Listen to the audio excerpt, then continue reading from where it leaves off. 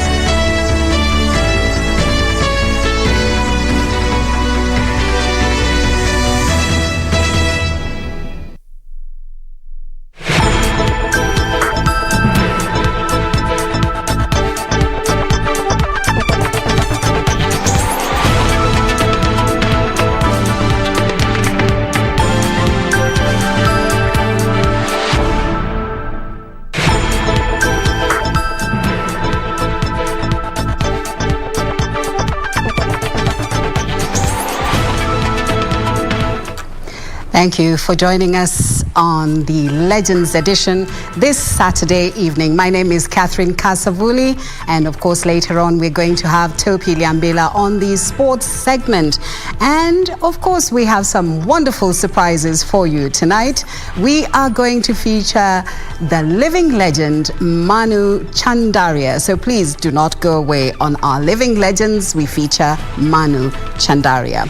Well, our sign language interpreter today is Byron Aburi. Let's look at the highlights first before we go to the main news.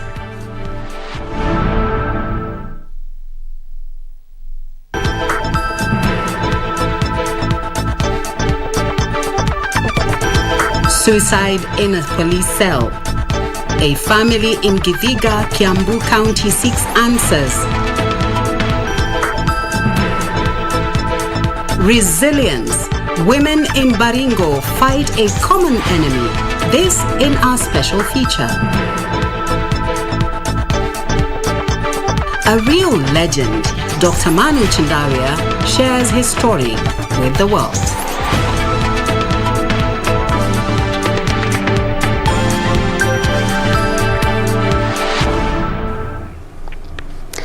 Thank you for joining us on this Saturday evening. This is KBC, the channel that gives you the most comprehensive news in Kenya.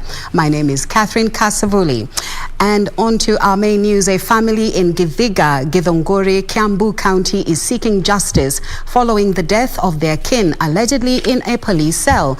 John Thiga, aged 24, was reported arrested and booked at Githiga Police Post on Thursday after being involved in a road accident with a matatu plying the Githiga-Limuru route. Residents who stormed the Githiga Police Post demanding answers over his death were, however, dispersed with tear gas.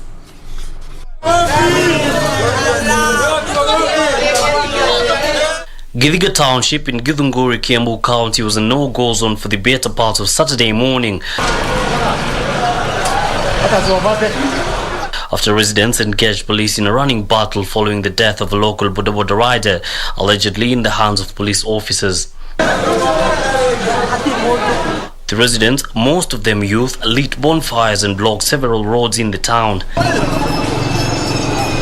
Shop owners were forced to close their businesses, fearing possible looting. It all happened after the residents stormed Githiga Police Post to seek answers over the death of the Boda Boda operator. Get out! According to the deceased aunt Mary Wairimu, the rider, John Thiga, 24 years old, was arrested and booked at Githiga Police Post on Thursday after being involved in a road accident along the Githiga-Limuru route, only for the police to inform them that he had committed suicide. Alikuja hapa kwa kawash.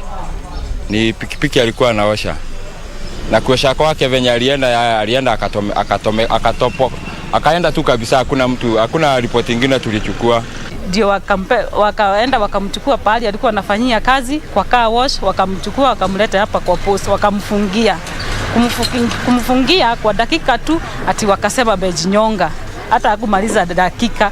The family further claimed that police moved the body to the mortuary without informing them. Walimpiga wakamuua, alafu wakampeleka sijui wapi. Hata hawakuita family member yoyote akuja hakikishe. Human rights activist Paul Kamau say they want justice for the deceased. ODM leader Raila Odinga has told off critics of his social protection program, which will see vulnerable Kenyans get a monthly stipend of 6,000 shillings. Addressing residents of Nyandarua County on Saturday, Raila affirmed that he is clear on how he will mobilize funds to facilitate the program if elected president in 2022. 2 days after he jetted into the country from the United Arab Emirates, ODM leader Raila Odinga embarked on yet another busy campaign schedule, spending his Saturday wooing residents of Nyandarua County to support his 2022 presidential bid. During his stopovers at Sokomjinga Flyover, Kwaharaka and Jambini, the former premier poked holes at what he termed as the wheelbarrow politics being fronted by Deputy President William Ruto, insisting that Kenyans need decent jobs. Ili vijana wetu wapate kazi ya maana, sawa? Sio kazi ya kusukuma wheelbarrow. Unataka kusukuma wheelbarrow nini? Kusukuma wheelbarrow. Mimi nawaahidi kazi ya maana. Raila defended his social protection program, which will see vulnerable Kenyans get a monthly stipend of 6,000 shillings. Kuanzia mwaka ujao, kila jamii ambaye hawana mapato watakuwa kila mwezi wanapata shilingi 6,000 kutoka kwa serikali. Wengine wanasema hiyo ni porojo. Naambia hapana, hiyo ni ahadi. Ahadi ni nini? Wanasema ati hakuna pesa. Nimeshakuwa waziri mkuu.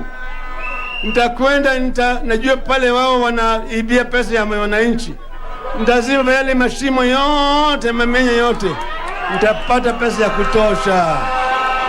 Raila, who was accompanied by a section of Mount Kenya leaders led by host Governor Francis Kimemia, also pledged to advance the unity of Kenyans through his Azimio la Umoja initiative.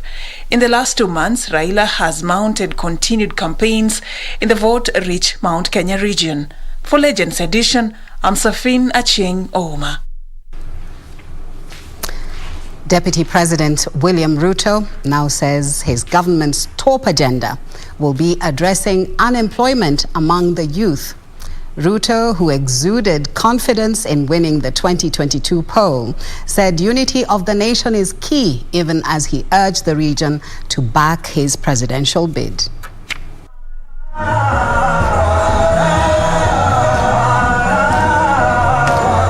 The Deputy President on Saturday embarked on a day-2 tour in the larger Ukambani region, calling upon residents of Mwingi and Kitui counties to rally behind his bottom-up economic model, the formula to resolve acute unemployment in the country. Unaona hawa vijana wengi wanahangaika.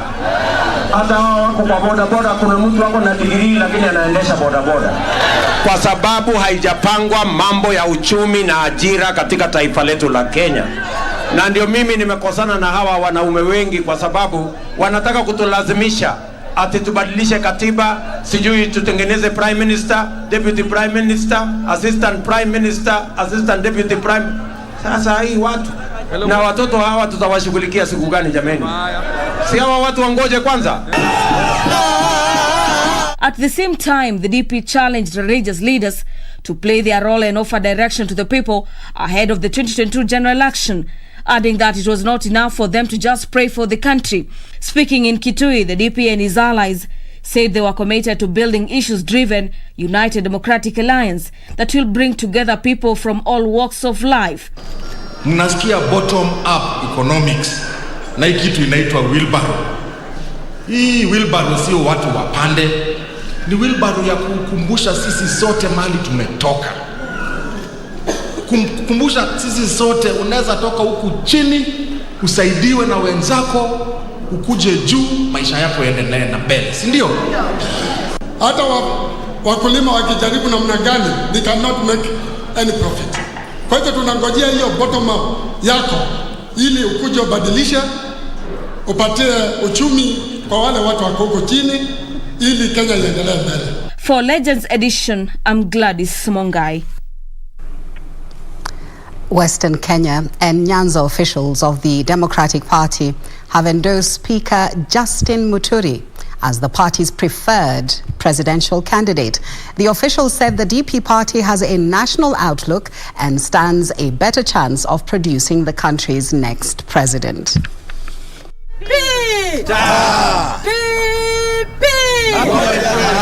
Addressing the press in a Kisumu hotel, the officials called on the speaker to roll out a nationwide campaign.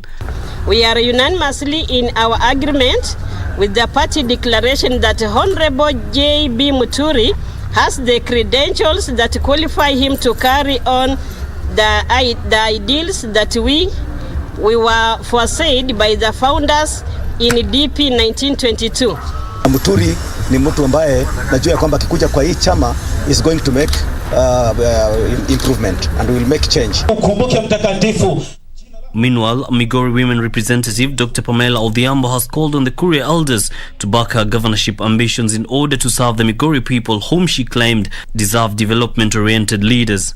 Speaking during a meeting with elders drawn from the 4 Kuria sub-clans, Dr. Odhiambo said that the unity of Migori County was important as the country prepares itself for the upcoming general elections. Mimi nimesimamia ujamaa. Nataka watu wetu wote wakuwe sawa. Mtakapopata roho ya ujasiri na msimame na mama tu kama mimi, Migori County mtakuwa mmepata suluhu wa Migori County.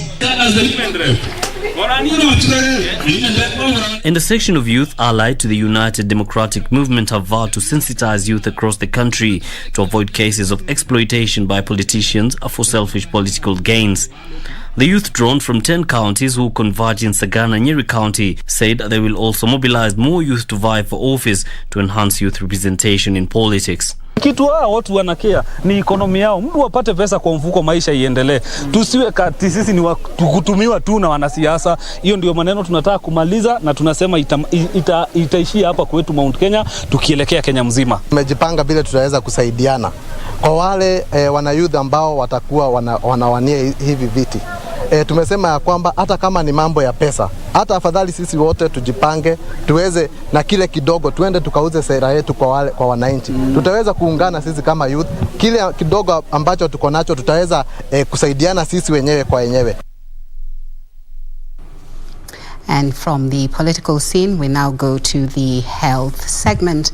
The COVID-19 positivity rate on Saturday stood at 1.6% after 76 people tested positive from a sample size of 4,617 screened in the last 24 hours. Total confirmed positive cases are now 253,813. The death toll is now 5,305 after 9 more patients succumbed to the disease. 1 death occurred in the last 24 hours, while the other 8 are late reports from facility audit records in September and November 2021. As of November 5th, a total of 5.6 million vaccines had been administered across the country. Meanwhile, statistics from the Johns Hopkins University indicate that globally, over 249.3 million people have tested positive, while more than 5.04 million have died.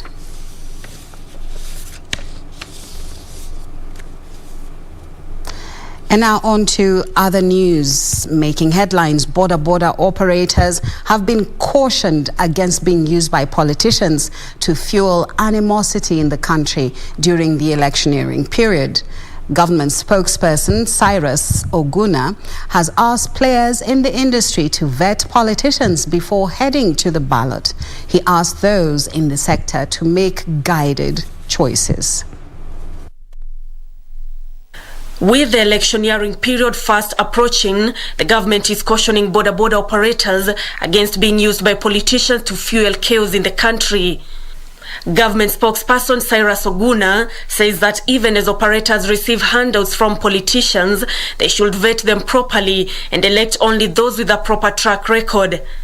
Kwa hivyo wanapokuja kipindi hiki, hiyo pesa ichukue, lakini kabla hujapiga kura, waweke kwenye ile tunasema weighing scale, uangalie ako na vigezo aina gani, ili unapopeana kura iwe ni kura ya hakika, sio kura kujaribu tu.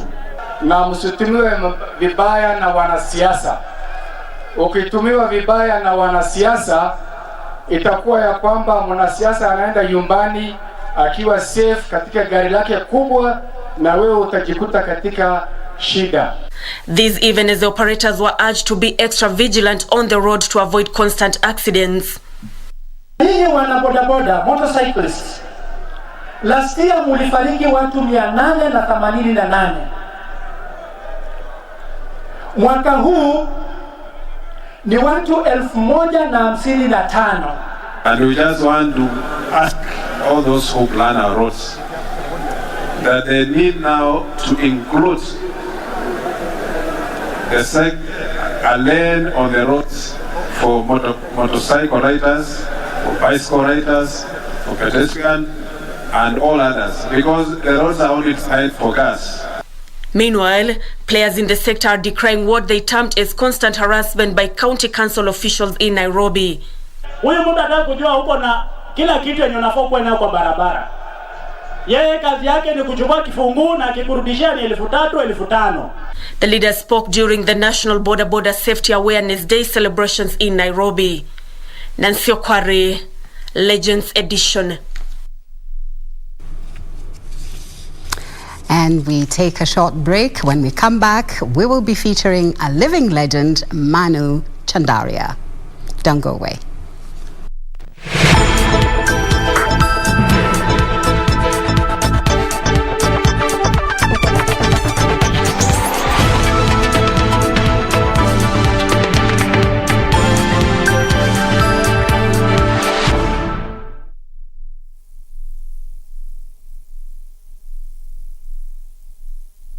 Ili kupata skiza tune hii ya Warumi 8, bonyeza *811*963#.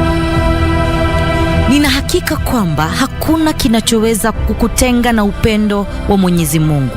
Si kifo, si malaika, si vitu tulivyokuwa navyo au tutakavyokuwa navyo, si mamlaka au chochote kitakachoumbwa. Warumi 8:38 hadi 39. Ili kupata skiza tune hiyo ya Warumi 8, bonyeza *811*963#. *811*963#. Kenya Defence Forces, KDF, announces the recruitment of General Service Officers, GSO Cadets, Specialist Officers, General Duty Recruits, Tradesmen and Women, and Constables scheduled for the month of November 2021. Listen to Radio Taifa during the entire month of November 2021 for details of the recruitment process. Then grab your local newspaper, The Daily Nation, 7th of November. The Star on the 5th of November, while the Standard will have those details 14th of November and 9th of November on MyGov inside this Standard newspaper.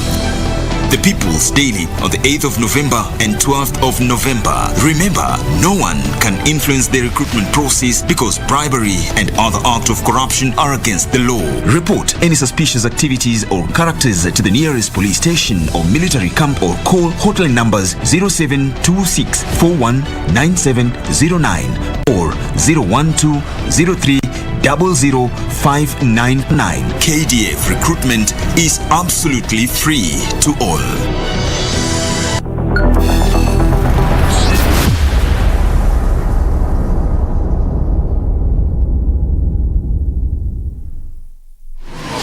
Log on to the KBC website at www.kbc.co.ke to get the latest breaking news, entertainment, sports, politics, lifestyle or business trends from Kenya and around the world.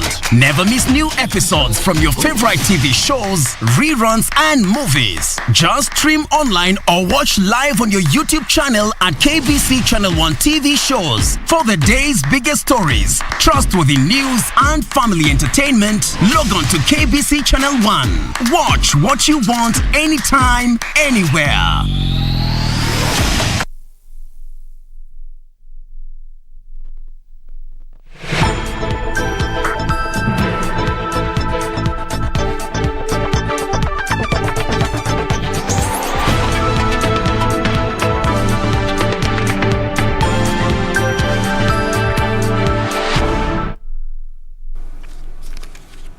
Well, as I mentioned to you earlier, we were going to feature a living legend, none other than Manu Chandaria. Now over to the interview. Well, thank you very much indeed, Catherine Kasavuli back there in Broadcasting House. Manu Chandaria is a renowned industrialist, philanthropist, as well as a leading education champion, not only here in Kenya but around the world. His company, Comcraft, straddles more than 40 countries, not only here in Africa but around the world. At the age of 92, Manu Chandaria has a frame that looks like it belongs to a 40-year-old person. We are privileged this weekend to have him on our show tonight. We want to find out from Manu Chandaria what drives him, what has kept him alive, what are his life mantras and so much.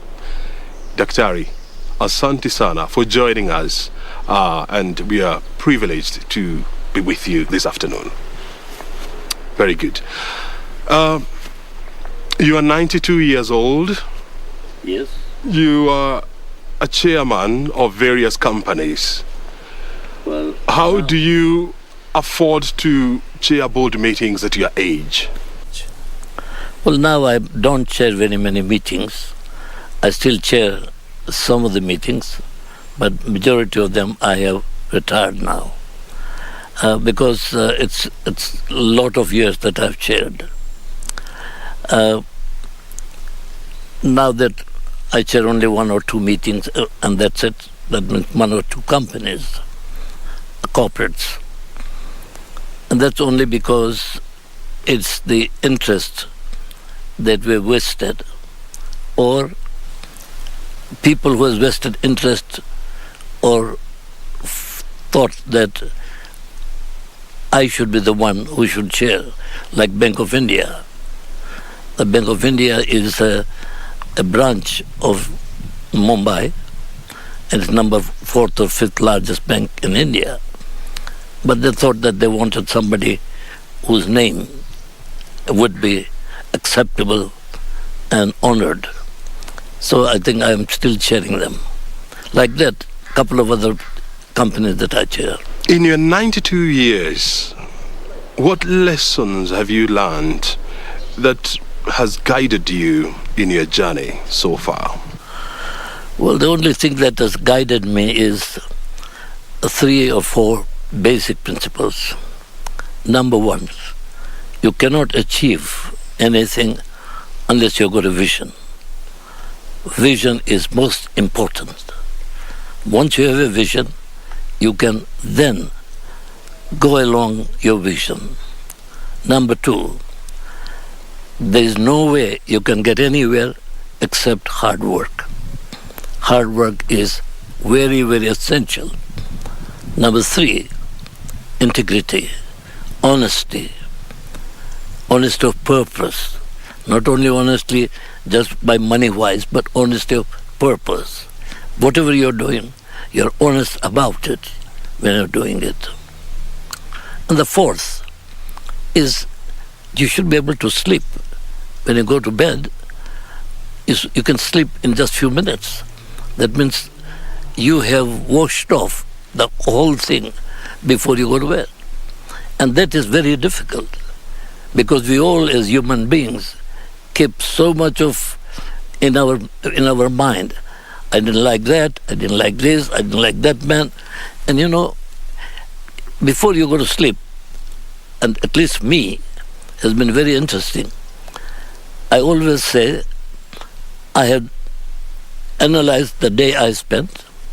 If I've not done good, and if I hurt anybody, I can't go at that time to ask him apology, but I'll apologize and say, I'm sorry.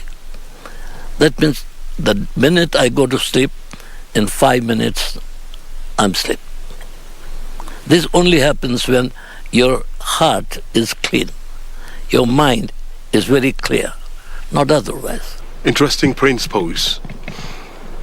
How would anyone afford to sleep so much in the modern day times that we are living, whereby you're surrounded by so much that is going around?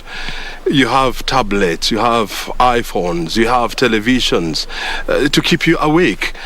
How do you develop that discipline of sleeping a lot? It's a discipline. At 11:30, that's it. Sometimes if I'm tired, 11 o'clock. At 11:30, whatever am I doing, close, spend that 5 minutes of really making sure.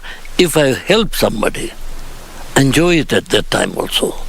If I've been good to others, enjoy that particular moments. But it's just one day.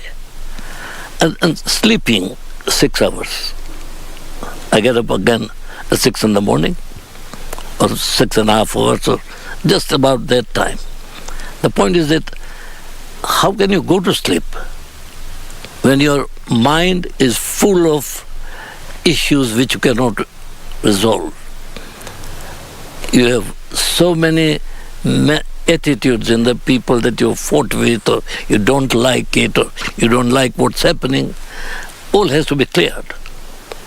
Whether you like it or not, things happen. You cannot stop it. Things happen on its own, but you can't make yourself responsible for that. So the sleep is one fundamental. And before going to sleep, clean your slate. And it's worked out very well for me. And cleaning the slate, connects very well with one of your principles of integrity and honesty. Absolutely. How do you inculcate a culture of honesty and integrity? Well, number one is that I don't want to take advantage of others. If he takes my advantage, it's okay. But I don't want to take an advantage. Because every time that I grew up from nothing to something, I had more than what I had yesterday. So to me, it is very simple that no grudges. If you want to have a good day, then look at the people. Actually, you can't say you love the people, but you can say help who need your help. Because in this world, there's so many people who need help. And unless and until you have that attitude in mind, that no, I will help, irrespective who the person is. If I can manage, I will. If I can't manage, I'll say sorry, I wish I could have helped you, but I can't. At what point did you learn these principles of life? Well, this principle just came out from my own religion, like Jainism. We believe in ahimsa, non-violence, truth. There's another principle, to listen to others. You have a point of view, I have a point of view. You have all the rights to say, and I have all the rights to listen. Maybe I don't agree, but it's better to agree to disagree.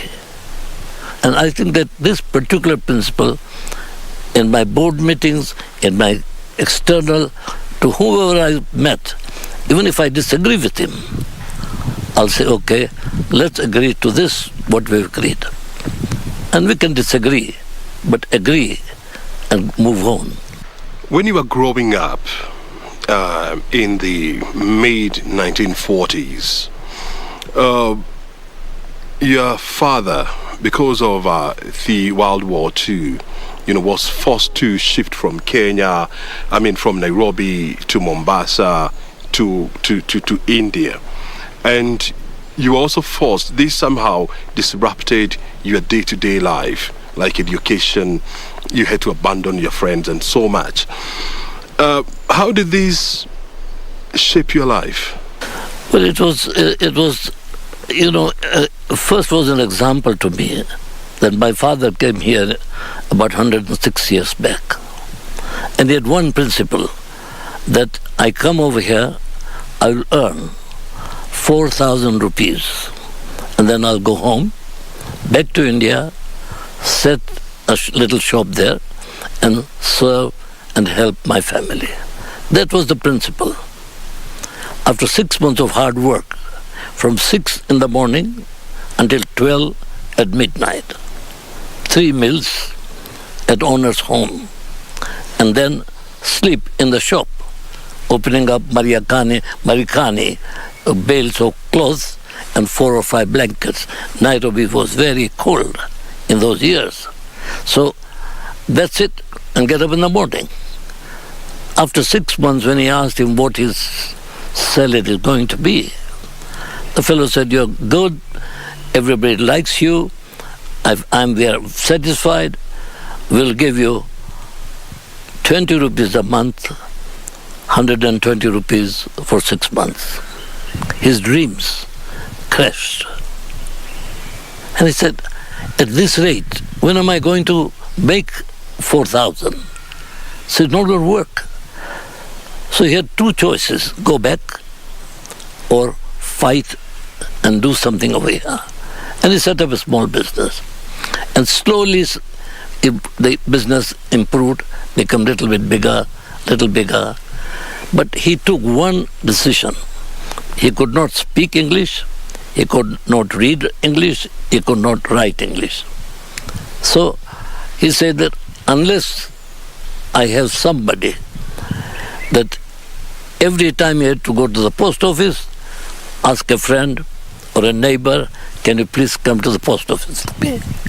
Every time he has to go to the bank, come, can you please help me? Whoever can speak English, because it's a colonial time.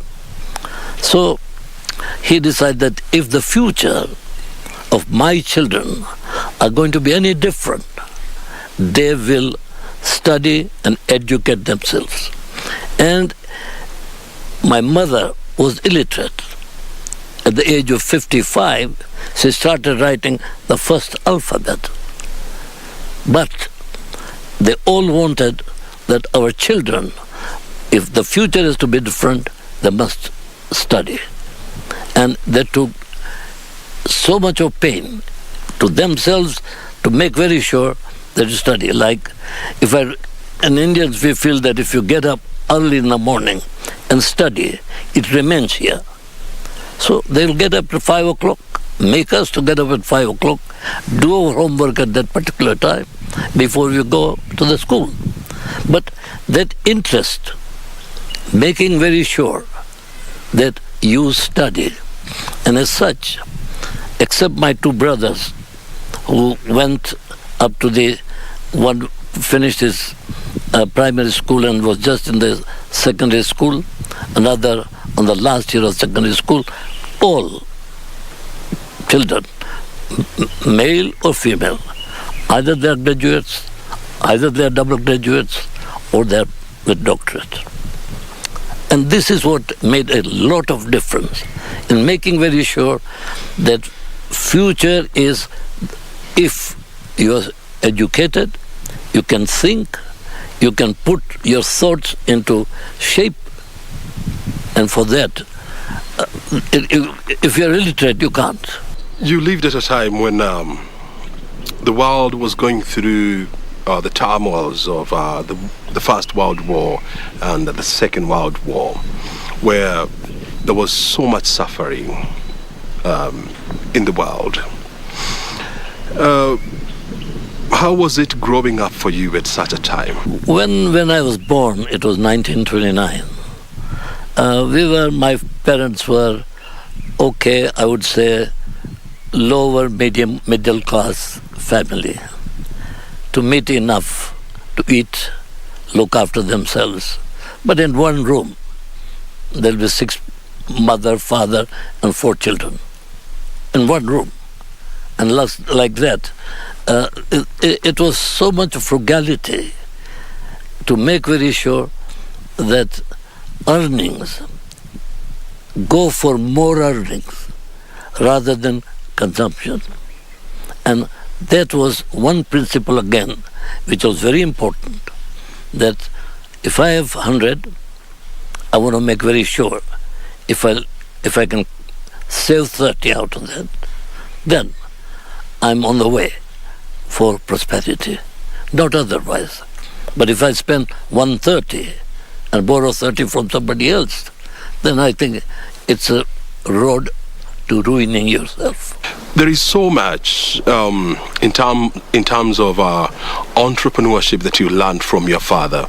Have you managed to impart these to your children? Yes, because what happened is that once he said that schooling, and because of the World War II, in 1940, we were all sent out to India.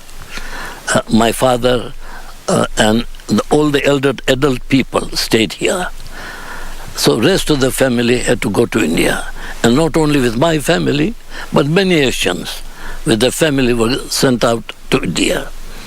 And when I remember that when I just landed in Mumbai, and we saw the light in the morning, we were just looking at, something sparkling. And then when we got out, we saw tall buildings, 6 stories, 7 stories, big avenues, tram running all over the place, double-decker buses. And I asked myself, hey, what's different between me and them? They look just like me. While in Kenya, we had hardly 2 or 3 buildings, which is good 2-story. So that really stuck on my head. There is no difference. It's only the work. And the work ethics started from then onwards. And then after finishing my 4 years, I went to Mumbai to do my first degree. So I lived in Mumbai, in a cosmopolitan big city. And after that, my parents decided I should go to America. So we went to America. And I still remember that the first night in New York, I stayed at the 63rd floor. When you get up in the morning and see people like that, you see people like this. And again challenged. Hey, their skin is probably white, that's it. But they're human beings. Just like 2 eyes, 2 ears, everything like me. How come? We are not that way. And basically, that kicked nothing doing. You got to put in hard work. Without that, it's not going to be possible. So, the whole issue is the challenges that comes across. I could have taken the challenge and forgotten about it. But I took the challenge and said, no, I want to be like that. I want to see how I flourish. And as such, I think that the whole attitude is, by seeing something, what can you take? If you can take something out of it, take it. Take good things out of somebody else. Are you happy, the life that you have lived? Yes, very happy. Very happy because, as I still remember, that from nothing, staying with my parents in one room, 6 people, to what you see today here. And this is not today. This is 50 years back. So, the achievement of individual must not go here. Achievement should go here, so that it can create more compassion, more idea, thoughts to serve people. Because when you grow from here to here, the people are still here. You are only lucky that you have been here now. Unless and until you forget about this whole thing and start walking 6 inches above the floor, then you cannot. If you were given another chance to live your life, would you live it differently? I would live it in a different manner, is that I would expand faster than what I have done. Nothing more than that. Because I'm very satisfied the life that I've lived. I don't think that I want to have anything more than that. Life has been so good to me. So I cannot complain. And I don't think that every life is going to be like that. But what I've been able to do and achieve in my own lifetime, I'm satisfied, and I'm happy about it that I've lived a nice life. I've lived a contributory life. It's good that even your wife has joined you on this interview. What impact has she been in your life journey? Well, she has been with me for 66 years. It's not yesterday. And we lived a life from nothing. And we built ourselves to something. And every time, she's a backbone. I can't say that I've done everything myself. Unless a time when I've worried, a time when I don't think that I can find a solution, I'll talk to her and speak to her. And she'll come out with, say, "Oh, why don't you do something like this? Why don't you talk about this?" And I think it's a friendship. Though we are married people, but there's more friendship between her and me. Because she has lived with me, she has given me the 2 children, both of us enjoy. One just became 60 years on Diwali, on day before yesterday, on Diwali day.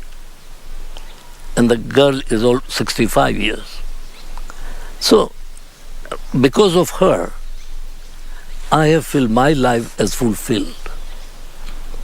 I've never been able to go around to do, because I knew at home there's somebody who is my backbone.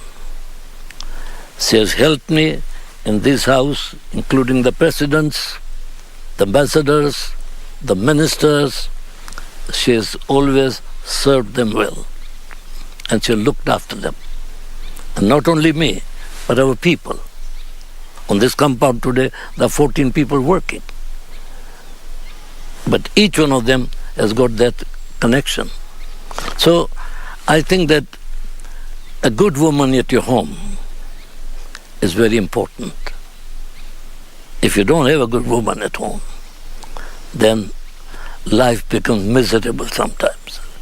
Here, because when I'm in misery, I can talk to her, I can speak to her. And she knows that if the family is to be developed, then she has to be calm, she has to be collective, and she must be able to participate in the family life. And today, we are a joint family. At one time, we have 55 members. So to keep that family is not easy. Today, the marriage institution is facing tremendous challenges. I mean, you have been together for 66 years. How have you managed to be together for that so long? Well, what's simple is that when I'm wrong, I keep my mouth shut. That's the most important part. To accept you are wrong is not easy. But the question is that the only way we can continue keeping our family joined together is delivery of love and happiness. And she's a part of my happiness. So I think that people look at life in a different way. But if you want to be happy, then at least both of us should agree Maybe it doesn't make difference that sometimes she doesn't agree with mine or I don't agree with her, but we agree to disagree. And that's very important for us. Because to live a life of happy life, you have to give in what you call give and take. It can't be only take. It has to give and take. There are people who look up to you for business and for entrepreneurship motivation. What would you tell them? Well, mentorship, I just always tell them that, look, there's four main principles in life. That you got to have a vision, you got to hard work, you got to be truthful to yourself and to what you're doing, integrity, discipline. If you don't have this, then you might just go up and down like that. But to want this curve, then these are the fundamental principles. One would say that now you're in the sunset of your life at the age of 92. What has been the purpose of your life, if you were to be asked? My purpose is very simple, straightforward. Serve the humanity. I serve the humanity by investments. Their families, the people work, their families are supported. I make profits out of it. I increase my profits, and out of that, I serve the humanity. But humanity is not only by writing checks. I didn't write a check when I wanted to create East African Business Council. I didn't write a check. It's giving time for a purpose which will improve the life of our people. And you must love the people. I'm not black. I'm not an African. But yet, I was born here. I live here. This is my country. So to me, is to serve, yes. So the purpose would be just plain, yes, you work hard, you gain, you enjoy, but at the same time, don't forget the people in your society. Extend your hand. Normally, it's always like this. When somebody gives, it's like this. The minute you give this way, and the hand becomes this. It's a difference between only this way or this way. This is yes, you want. Everybody wants. Give. Very few can give. And I think to my purpose would be, yes, more people should give. Very good. And you don't have to have a big bank balance to give. You can serve the society. What a legend, Manilal Premchand Chandaria, better known as Manu Chandaria, talking to us about different issues about his life. From religion to diet to principles, you have heard it all from Dr. Manu Chandaria. My name is O'Brien Kimani. You have been watching The Living Legends right here on KBC Channel 1. Back to Broadcasting House, Kasavuli. On Living Legends today, we featured a man of all seasons and undisputed industrialist, Manu Chandaria. And over to our county news. 16 students from Kakamega Boys High School have been arrested following a morning inferno at the institution that razed 2 dormitories. The fire, believed to have started at around 4:30 a.m., destroyed the belongings of 140 students. This and other stories in our country news roundup. Confirming the incident, Kakamega Central Deputy OCPD Daniel Motisi says guards were drawn by loud bang from one of the dormitories, followed by billowing smoke. The school's principal would alert the county government of Kakamega fire response team, which took too long to respond to their distress call. We went to put off the fire. We tried to save some of the press students' properties. Unfortunately, we couldn't manage to put it off completely. Meanwhile, a section of leaders in Embu County have called for a national debate to establish the cause of arson attacks in schools that have become a trend in the country. Kuna umuhimu wa kujirudia, tujiulize, do we really need these boarding schools? Their sentiments have been echoed by Narok Women Representative aspirant Lydian Timama, who has called on the Ministry of Education to review the school calendar crash program, which she says could be the cause of unrest since students barely have time to rest. Hiyo program inafaa kuangaliwa tena, manake nafikiri haikukaliwa vizuri sana. Ule mtu alikuwa anafanya, sijui kama si mzazi, sijui kama haelewi watoto wanafaa kupata time ya kuwa section moja. Kama uko shule, uko shule. Kama uko nyumbani, uko nyumbani. Sio barabarani throughout. Elsewhere, Garissa Member of Parliament Aiden Duale has vowed to petition Treasury CS Ukuri Yatani to explain how the 2 billion shillings allocated to mitigate drought has been utilized. Hatuwezi kubali rais, ukubali waziri wako wa fedha, waziri wako wa maji, waziri wako wa chakula, wakule pesa bilioni 2 ambaye umetengea, serikali yako imetengea kusaidia watu ambaye wameathiriwa na ukame.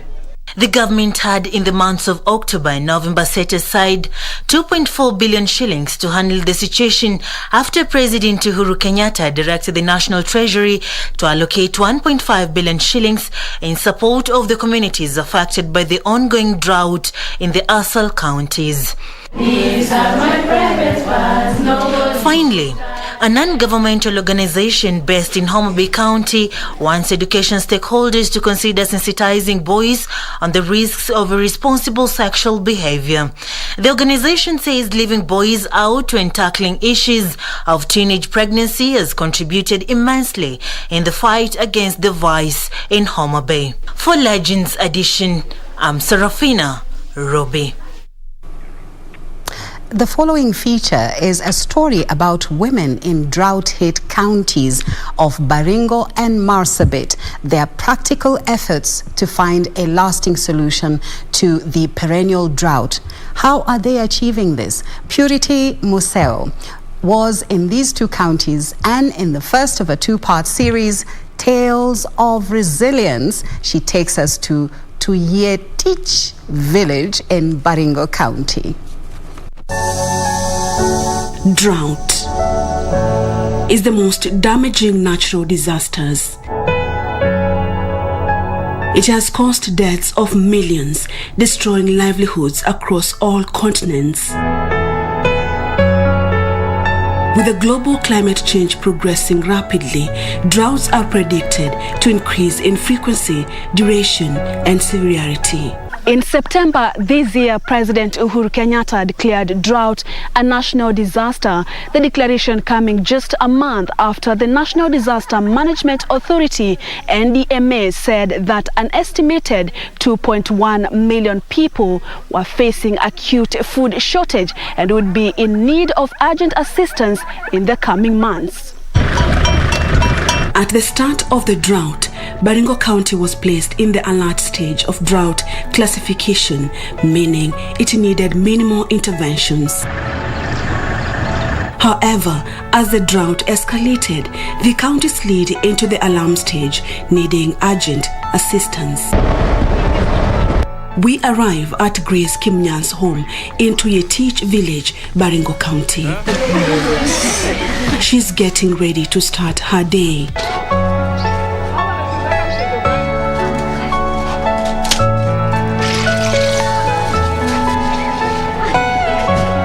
Grace Kimnyan has ventured into fruit farming.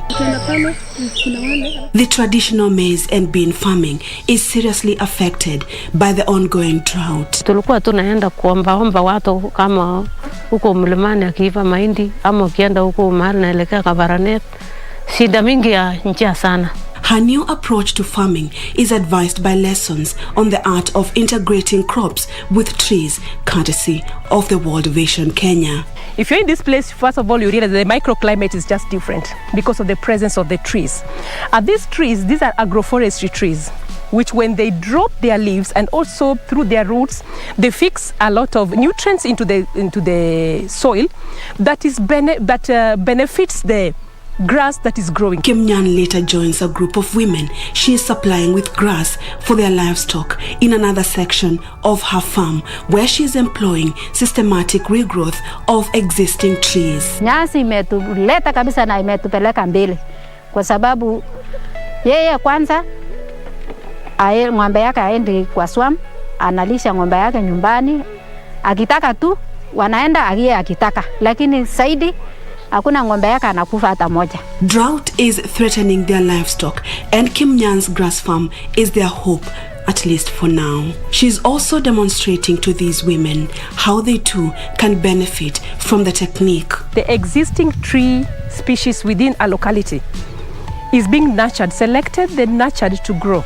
This takes the process of also pruning them and creating space around them so that the trees grow in their own natural environment, and at the end of the day, the communities are able to use those trees for their own use. After cutting the grass, it is left to dry for use as fodder. These women cut the fodder into small size for their livestock using a mini shaft cutter. Sasa nimepanda nyasi, nimepata nyasi, ng'ombe na siba, na hata chirani sasa napata nyasi ya kusaidia. Imekuwa faida kubwa sana kwa sababu kama ng'ombe akufi, najua ni hasara sana sasa zile ng'ombe anakufa. Lakini kwetu sasa tunaona ng'ombe akufi kwa sababu ametusaidia, tukikujia yeye anatusaidia. Courtesy of the farmer managed natural regeneration FMNR technique, the cows can generate milk.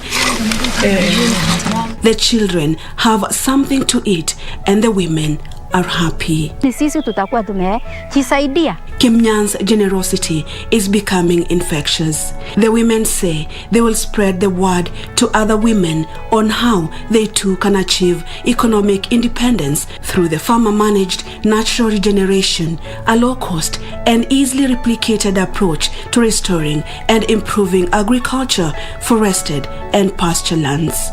Tunataka hata tutaendelea kufunza watu wa village wengine wapata hata na wao waelimike ndio tupate kwenda sote pamoja. That's a wonderful story, Purity. Thank you so much for showing us there's hope even in dry areas. And we now take a break. When we come back, we'll be coming back with Topi Liambela on the sports desk.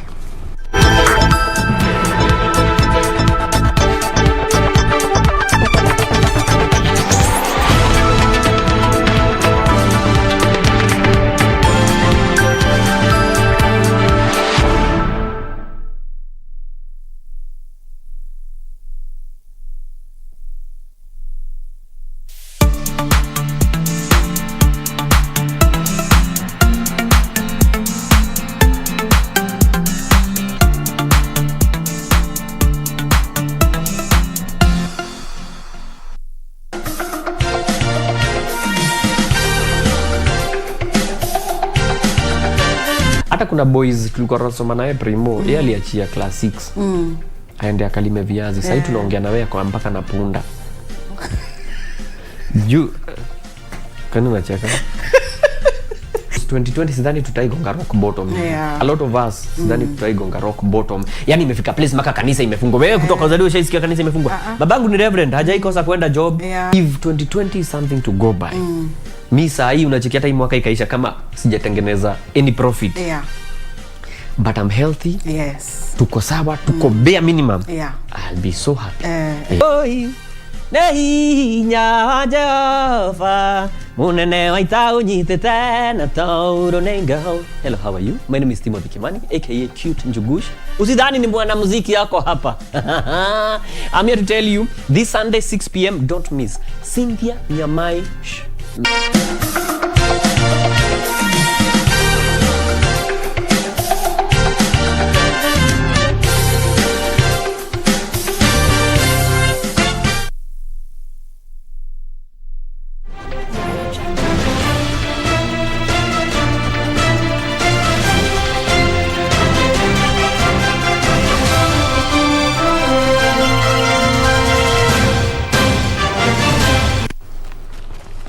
Good evening once again, and it's Topi Liambila with the sports roundup on this Legends edition this Saturday evening.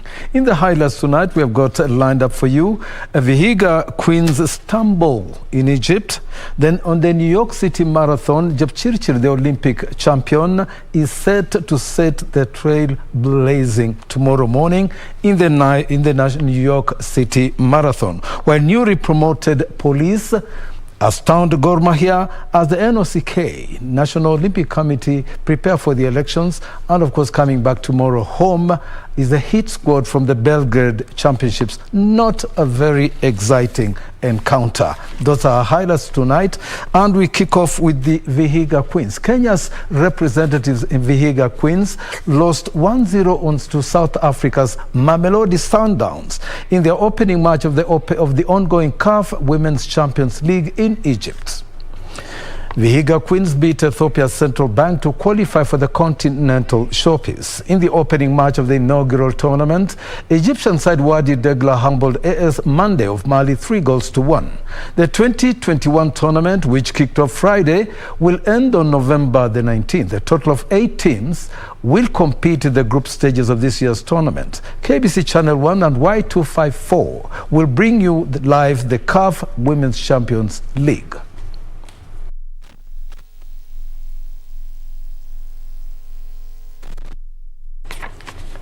Former league champions Gor Mahia were held to a 1-1 draw by Police FC in a closely contested FKF Premier League match played at the Kasavuli Stadium. Meanwhile, Bidco United handed Mathare United their second consecutive defeat after registering a narrow 1-0 victory.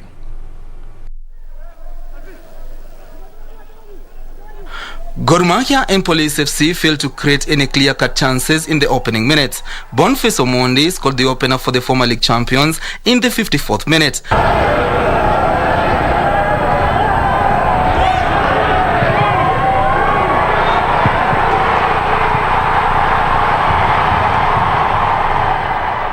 Former Gor Mahia winger Clifton Mieso leveled the scores for Police after grabbing the equalizer in the 62nd minute. Sehemu ya nyuma lazima imarishwe na pia kutia mabao kule ndani lazima pia tuziweke. Umeona chances kama ile ya mwisho inaomba tu nani atanifunga. Ni hivyo tu. We should have buried the game before half time, and it's what I've been talking about to the players all week, and it's what I've said in the press this week. You know, we're keeping teams in the game, and you know, and if you keep teams in the game, they feel like they've got an opportunity to get something.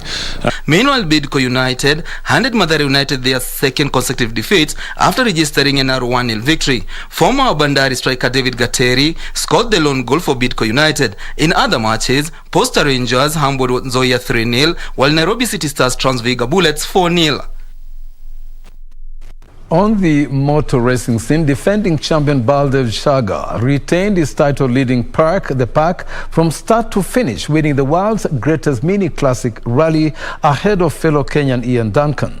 South African Geoff Bell clinched the third position. Mwenda with the report.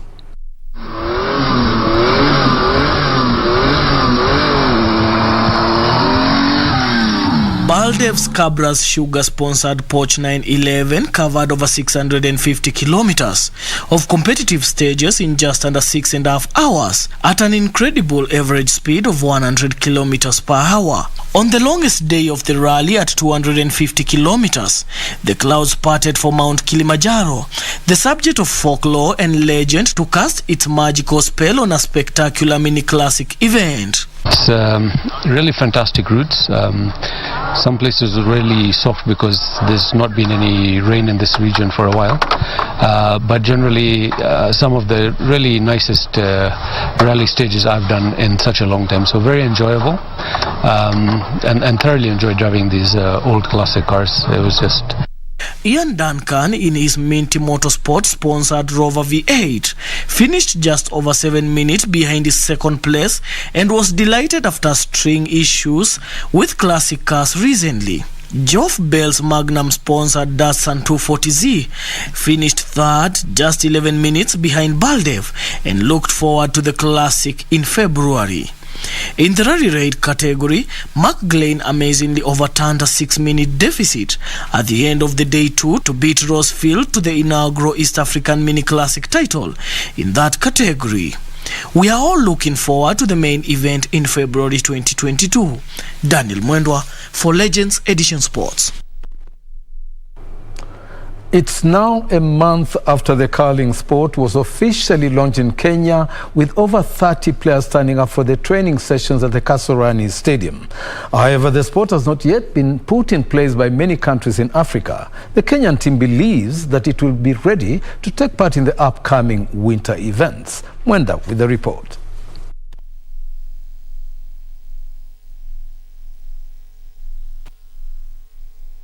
It was a new dawn after the Kenya Curling Federation introduced the sport officially in Kenya, with over 30 players taking part in the first training session at the Kasarani Stadium, with the aim of selecting a national team to take place in the Winter Olympics slated for 2022 in Beijing, China. The game is, however, classified in two fields, namely ice and field training. We happened to meet Oguta Laventa, the founder and the current coach of the curling sport, who explained how she came to introduce the sport into the country. Mchezo wa curling nilijua huko Highlands, kwa nimesafiri huko kucheza mchezo wa raga. Nikakuja kuona, but I've never started it because huku nilikuwa nashindwa nitaianza vipi, manake inachezwa kwenye ice. So to take long, ndo tukafigure out in 2019, tukaona tunaweza anza kuicheza, tutacheza vipi, tukajua Panari iko na ice, but bado ilikuwa ngumu kucheza manake hatukuwa na equipment. KBC Channel 1 also got an opportunity to talk to the team's captain Odhiambo Zuma, who demonstrated how the game is played. This is the target person, and she's trying to aim at the target stone. When she's demonstrating, she's wearing the shoes. We have the shoes for the grip and to help her slide at the floor, at the ice floor. At the ice floor. So when she dives the stone, she will follow the stone, slowly follow the stone, and when she's following the stone, we have the sweeper. This sweeper will help to direct the stone to the target. For example, when he starts sweeping up the ice, you know, when the room temperature is cold, the ice forms the layers. So when the ice has formed the layers, is trying to clear out the layers to direct the stone to the target. The game involves 4 players in each team and comprises of 8 sets with no time limit until the winner is found. This is floor curling. The curling is played over the ice, but because we can't access the ice, now this is just for training. So as a team, I'm seeing us going far because we've been training, and I hope we continue with the same spirit so that we get the experience. It's a winter sport.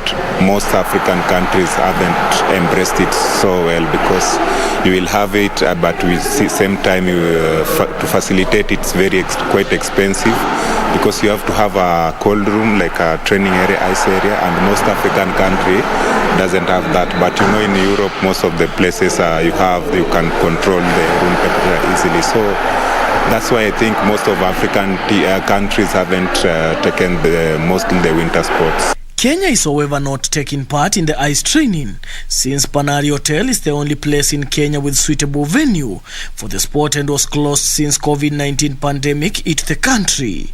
Changamoto kubwa sana ni barafu. Hii game ni ya barafu na tuwezi pata barafu. Barafu iko Kenya ni Panari, na Panari kwa sababu ya COVID, Panari ilifunga last year 2020 government ilikuwa imefunga sports. Sasa wangeweka ice rink ikuwe ni hasara. Sasa walifunga. So hadi sasa ndio wana mpango ya mikakati kutengeneza ice ikuwe ready watu kucheza na tech na kama mwezi 3. Oguta is calling for the Ministry of Sports to support the sport and also help them get a suitable training venue to be able to fly the Kenyan flag in the curling events to come. In Africa, Kenya and Nigeria are the only countries that have already introduced the sport. Daniel Mwendwa for Legends Edition Sports. From curling to cricket, the Vice Chairperson of the Cricket Subcommittee, Maurice Aluanga, has assured that the girls' cricket team has started training and will be ready to participate in the upcoming Commonwealth Games. Mwendwa with a report. But speaking during the training session on Saturday at the Jamhuri High School, Aluanga also thanked the International Cricket Committee for granting Kenya a second chance in the cricket sport. The women cricket teams have now begun training in Nairobi and Nakuru. However, the Nakuru team is expected to travel to Nairobi for a friendly training match on the 13th November 2021. In today's training, both teams received kit donation and 100 liters of water from the Solanki, Kalpesh and Coca-Cola company, respectively. Mwenda with the report. Every weekend for the next 8 weeks, Nakuru will come to Nairobi, Nairobi will go to Nakuru, they'll play each other, so that we are sure by next year, by the time our ladies are going for any qualifiers for Commonwealth, whatever games, our ladies are ready and fit to play. We have always produced a quality team, and half of our team comes from Nakuru, half of it comes from Nairobi. The only challenge we have is that we are the distance, we are apart, but once we come together, usually we make magic happen. Over to the international scene, Olympic marathon champion Perez Jepchirchir and Keneni Sabekele will lead a star-studded elite entry for the 50th edition of the New York City Marathon, set to go on Sunday. Jepchirchir claimed Olympic gold in the Japan early this year to add on to her 2 record world half marathon titles, while Bekele will get another shot at the world record set by Eliud Kipchoge after failing to capture it in Berlin, Germany. Perez Jepchirchir took time to rest after a superb win in Japan, where she won gold on her Olympic debut and is hoping she can end the year with another major title in her first attempt in New York. Jepchirchir has been in outstanding form over the last 2 seasons and will be hoping to wrap up the year on a high, and will be the fastest of the women's field with a personal best time of 2 hours, 17.16 minutes. She will be joined by compatriots Nancy Kiprop, who was 4th the last time the race was held in 2019, and Viola Lagat, the younger sister of 5-time Olympian Bernard Lagat. Meanwhile, Ethiopian Kenenisa Bekele will be out for the world record when he takes to the field in New York for the first time. The other Olympic medalist going for top honors is Abdi Nageye. The Somali-born Dutch runner bagged an Olympic silver behind the great Eliud Kipchoge in Japan. Previous course experience should count for Kenya's Albert Korir and Ethiopia's Girma Bekele Gebre, 2nd and 3rd respectively in 2019, as well as the 2016 champion Girmay Gebre Selassie of Eritrea. The New York City Marathon is the 5th world marathon major after Berlin, London, Chicago and Boston. The final race in the series in Tokyo was postponed from October 17th to March 6th, 2022. The National Olympic Committee of Kenya's independent electoral body has released electoral rules and regulations ahead of the election slated for December the 9th. Kenya held a successful consultative meeting with its affiliates. The meeting, held at the Golden Tulip, was called to the brief affiliate members on the electoral process proposed by the nominated Electoral Board, Center of Cooperative Governance, and the move is aimed at ensuring NOC holds free and fair elections, inclusive elections. The Center for Cooperative Governance also expanded on the deliberations and adoptions of electoral rules and regulations, code of conduct, electoral calendar, and nomination forms.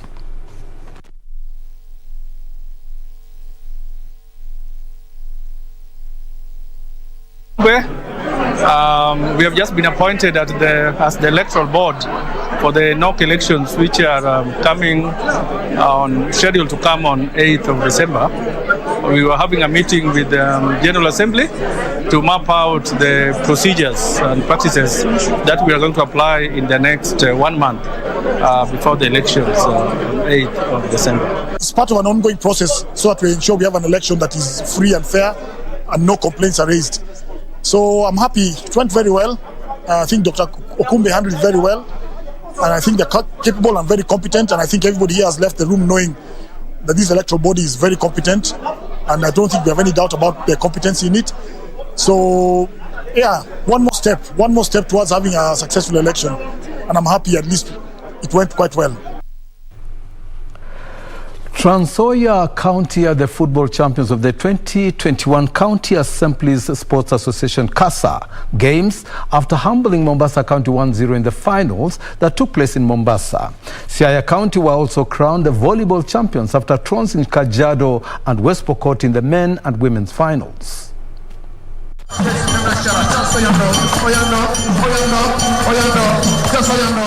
After a week-long tournament at the Mombasa Sports Club in Mombasa County, 38 county assemblies took the field eyeing the volleyball and football titles.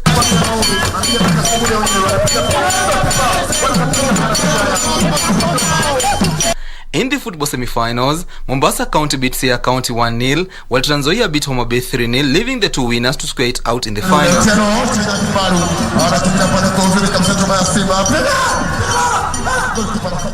Trans Nzoia secured their win after scoring a goal against Mombasa County in a closely contested encounter.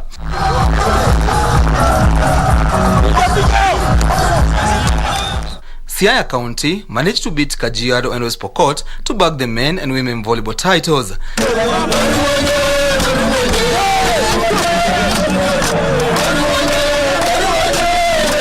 The annual games have been postponed twice since 2019 owing to the COVID-19 pandemic. As the curtains close for the yearly event, CASA leadership hopes their aim to promote unity, cohesion and diversity amongst the 47 counties is integrated to heart.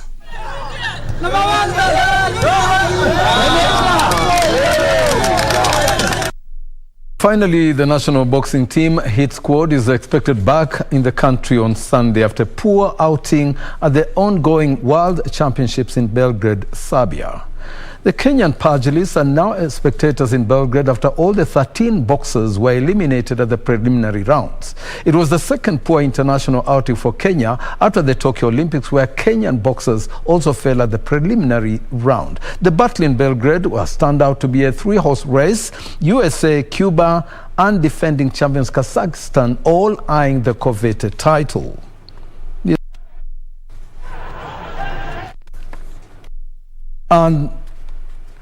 And obviously, the glory days of Kenyan boxing are over, and there's really very little or maybe more that can be done on the sports, but things really need to, because hit squad was one of the talk of the town, a talk of the world, but now it's all over. Well, from me, Topi Liambila, ladies and gentlemen, I'm winding up the sports segment of the Legends edition this evening, and now it's over to Catherine Kasavuli to bring the curtains down.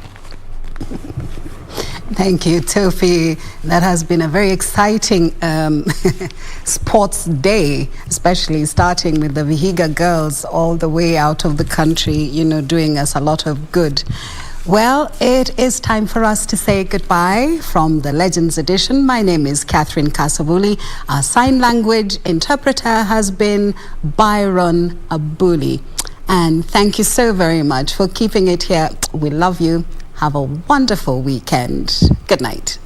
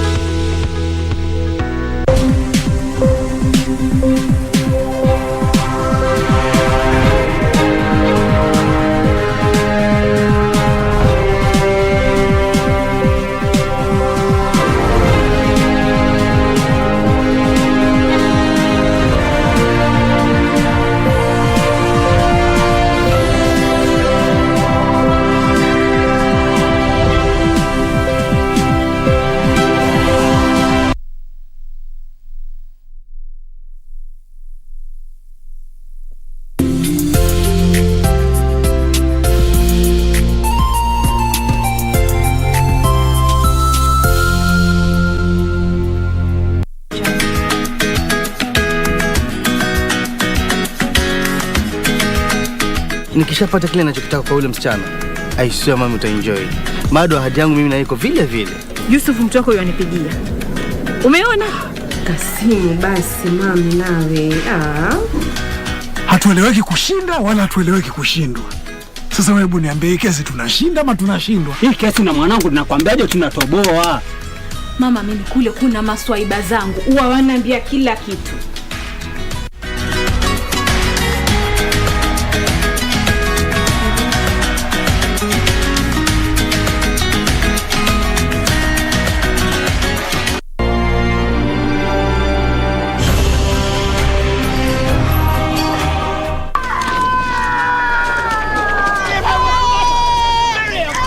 Tell you is what the Lord commanded. We go forward into the land he promised our forefathers. I follow his word without question. It is not too late to save ourselves. Better to go back to Egypt than to die here. Moses, they meant no harm. They simply worry for themselves, as if the Lord hasn't proven he'll care for their every need. We feel for your grief, Moses, but our animals will soon die of thirst.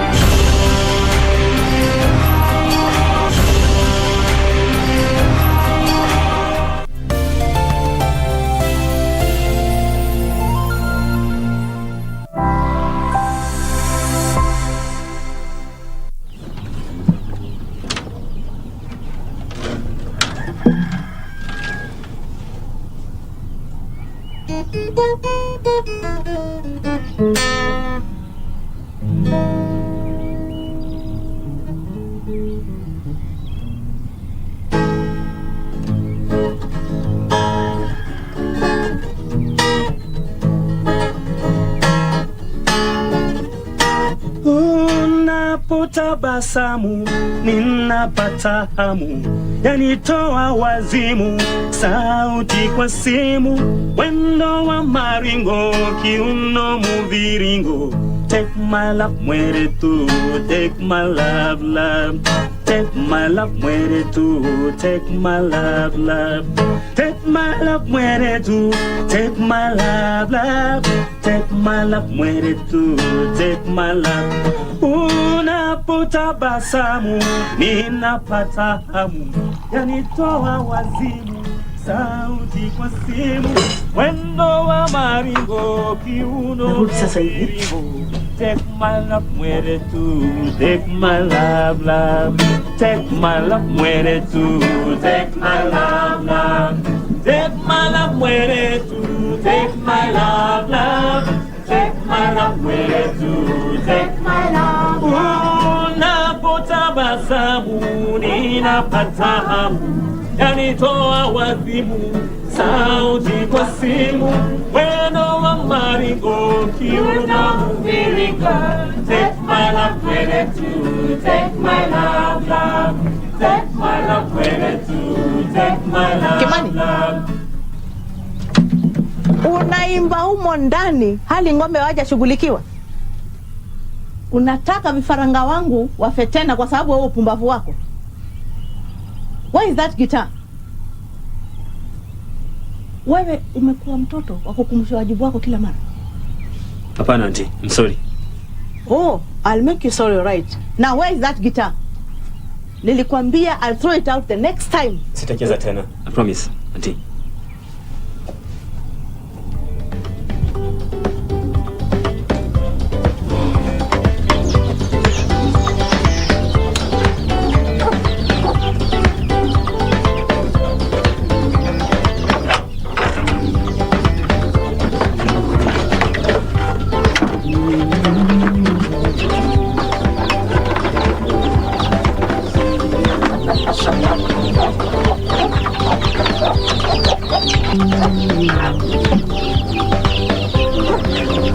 I just don't know what to do with that boy anymore. Day in, day out. Ni uzushi na mabishano. Unajua, juzi nilipokwenda ile shamba ya kule, I found him playing that wretched thing. He had not done anything the whole day. Huyo mtoto ni kama amerogwa. Hebu tema hayo mate mabaya. Jenny, kile Kimani anachohitaji ni firm guidance. Nimejaribu. Jaribu zaidi. Unakumbuka yule rafiki yake Dhiongo, yule kijana wa Washu? Unajua amebadilika sana. Wiki iliyopita alinisaidia kupeleka mboga sokoni. Ati? Nakwambia huyo kijana si mkora tena. Na ungeadhania hayo yangefanyika miezi 3 iliyopita. Basi kama anaweza badilika, hata Kimani anaweza badilika. Kile unachohitaji kufanya ni kuacha kuwa kimshtua tu. You put your words into action. Lakini unajua, hiyo ndio kitu kimoja tu ambaye babake alimwachia. Nitamvunja moyo sana nikitupa. Lakini ukimwachilia ataangamia vile tu baba yake alivyoangamia. Ninapata hamu yanitoa wazimu, sauti kwa simu, mwendo maringo, kiuno muviringo.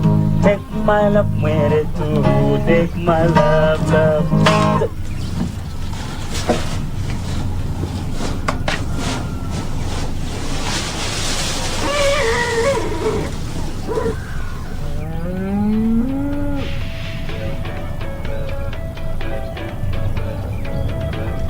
And that was the king of Mugidi, Dimion Thuo, singing his latest hit, Don't Stop Me From The Bottle. And if you're not looking to have the time of your life, don't forget to catch the king himself, Dimion Thuo, at Kwa Michael Reeves this weekend. That's right, King Thuo will be performing his greatest hits from all his fans in Thika Town. So come on, and enjoy the sounds such as Don't Stop Me From.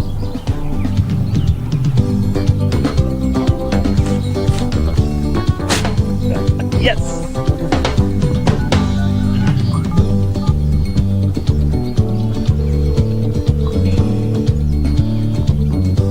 Yeah, Thiongo man. I'm on my way.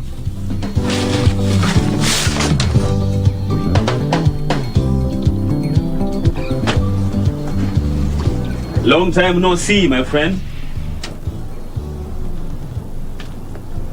Umekuwa busy? Oh, umekuwa busy tu sana mpaka hata mazoezi uliwacha. Gitaa ulitupa? Anyway, hiyo sio sababu nimekam. Umesikia the king of Mogidhi is in town? Thiongo, ni kesho usiku. Kwa hivyo unamaanisha nini kwa hivyo? Sasa hiyo ndio opportunity tumekuwa tukingojea. Tunaweza kuongea na yeye, anaweza kutupatia trick moja mbili, ama atupeleka tu introduce kama promoter. Vile nitakwambia, enda ujibambe. Ujibambe? Si nataka tupange tuende tufanye curtain raising. Niko na plans. Thiongo, sasa hii ndio plan mwafaka bwana. Ha?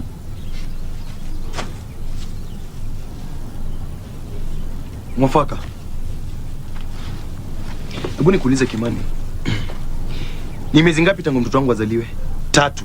Na hujawahi hata kuja kumuona. Sasa sinikwambia wakiwa wachanga hivyo siwezangi kuwashika. Wacha grow kidogo nitakuja kumuona, I promise. Bora niangalie hivyo. Juu na kushanga vile unajipenda wewe. Yaani kila kitu ni juu yako. Hii si juu yangu bwana. Hii ni juu ya band. Band yenye wewe unaongoza, si ndio? Na si hiyo peke yake. Kila kitu yenye tushaifanya ni wewe usema tufanye, Ujiuka ukafikiria labda niko na maoni.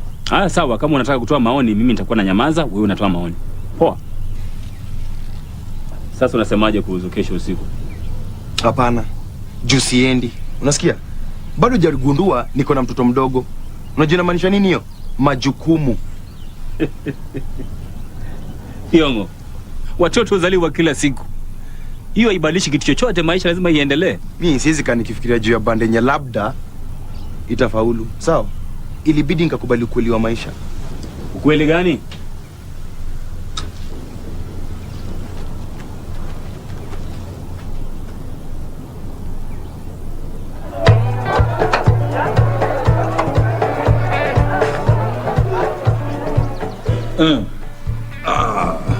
Simo, see, I told you. Okay, I got only that 500 for the night. Sawa.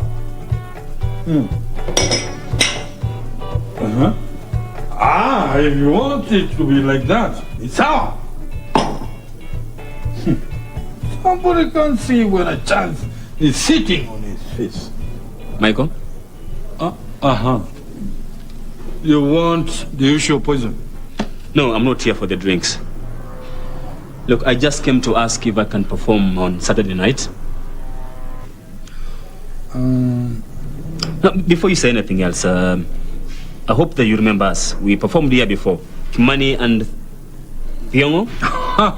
The two-man act. You people chased away my customers, and you know that is not good for business. That one I can explain. The microphones were giving feedback. Yeah, now you can blame the equipment. Listen, I'm really a good musician. Is it? And why haven't I heard of you? Just give me a chance. I will prove myself. Another chance so that you chase away my customers. I'm sorry. I have somebody who is performing on that night. You might have heard him. Dimion Duo.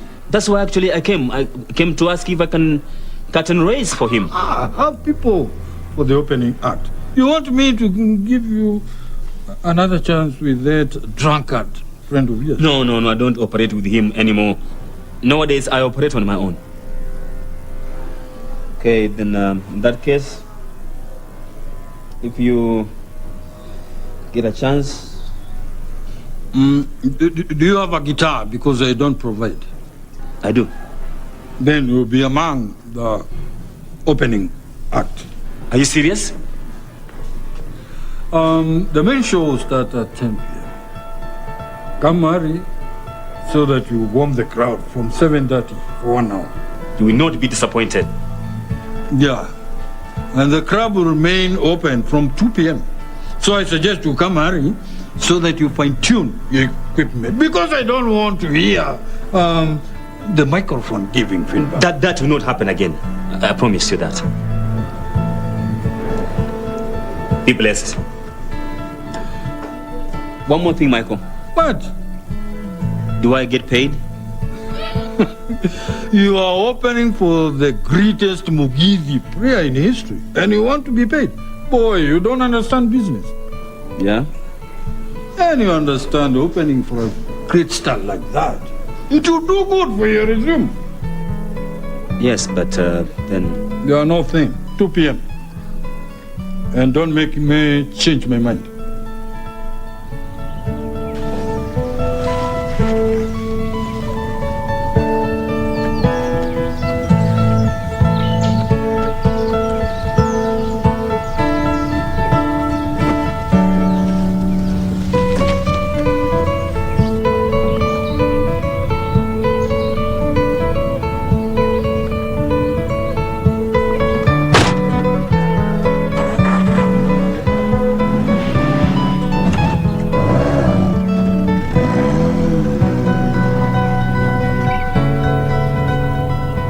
Auntie! Auntie! Auntie, where are you? Auntie. Nimeona Njoki akiondoka na gari. Kwani nimempatia gitaa yangu? Auntie. Kwani sikusema nikija nikute nyumba safi iliyong'ara?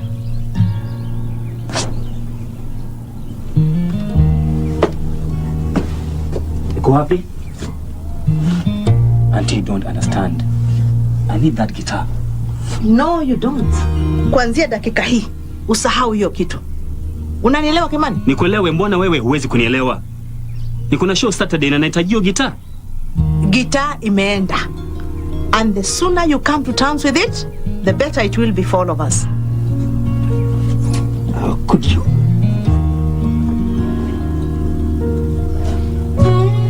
Auntie, you know that's the only thing that my father left for me, but you still gave it away. Why? I said I will not have that thing in my house anymore.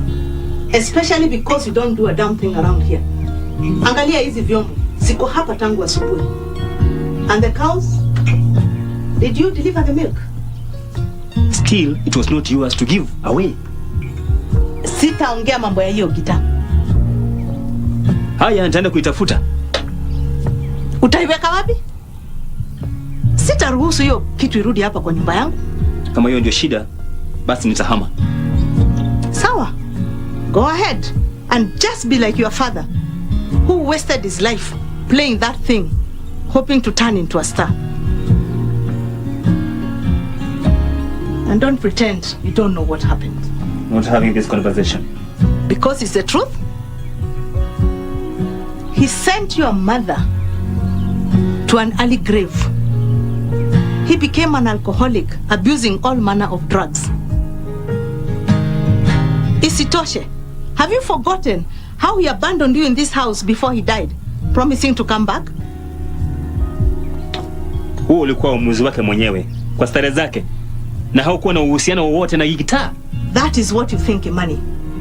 Hiyo kitu imelaaniwa na mimi sitaruhusu iharibu maisha yako jinsi ilivyoharibu maisha ya babako.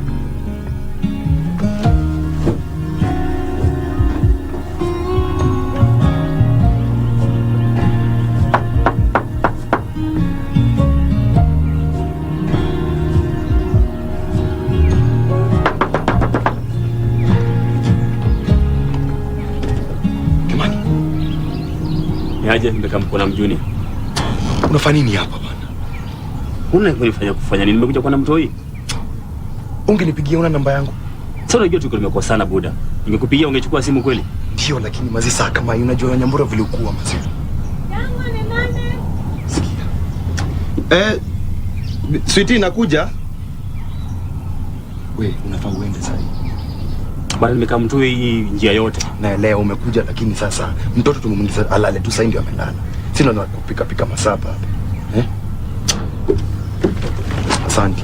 Lakini watoto wakunywegi maziwa ya ng'ombe. Mama yake atajua pia atafanya. Diamo. Diamo. Nahitaji favor. Hii gitaa yako naweza kuiboro hii weekend, hii Saturday. Gitaa? Kwani yako ilifanya nini? Hii ni story refu buda. Sasa sitaki kukubona details zake. Lakini kama lazima ujue, wacha nikueleze tu ukweli. Auntie tulikosana na yeye. Alafu hiyo gitaa sijui mpeka wapi. Aliacha kuweka mapitisho. Sasa gitaa amechukua sijui mahali wapi amepeleka. Na niko na gig. Hii Saturday niko na gig na naenda kucheza pale Premium. Unajua wakati uliwachana nilienda kuwa na Michael. Na tukaongea na yeye story ya hiyo gig na akakubali. Hebu acha kunielewe kitu moja hapa. Umekuja njia yote. Ukuja hapa kujifanya umekuja kuna mtoto wangu unamletea maziwa. Kumbe ni gitaa yangu ulikuwa unataka. Sio hivyo, sio hivyo. Oh, si hivyo ni aje? Unajua tuliongea na wewe na uka make sense sana. Ili make sense sana. Ili make sense. Hai. Ni aje? Sitaki. Na sitaki chochote kufanya na wewe. Unasikia? Sitaki mambo yako kabisa. Sitaki. Kiongo bana. I need a favor.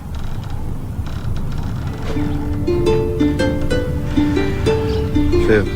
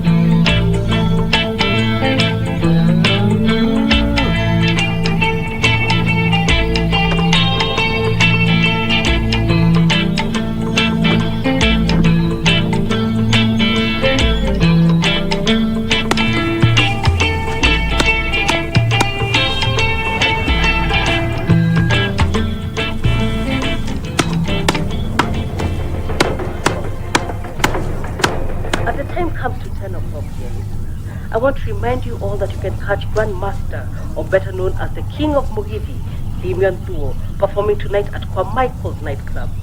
Now tell me you don't want to get down to hits like this.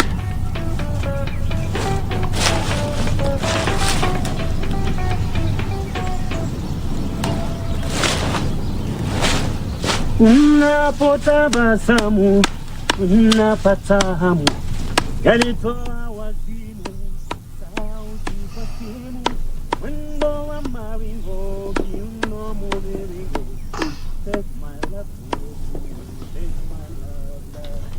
Take my love mwetu, take my love, love. Unapotabasamu, ninapata hamu, yanitoa wazimu, sauti kwa simu, mwendo wa maringo, kiuno mviringo. Take my love mwetu. Hey, you see what happens when you put your mind to it? Okay. Don't forget to tell Muriuki I'll come for money for last week.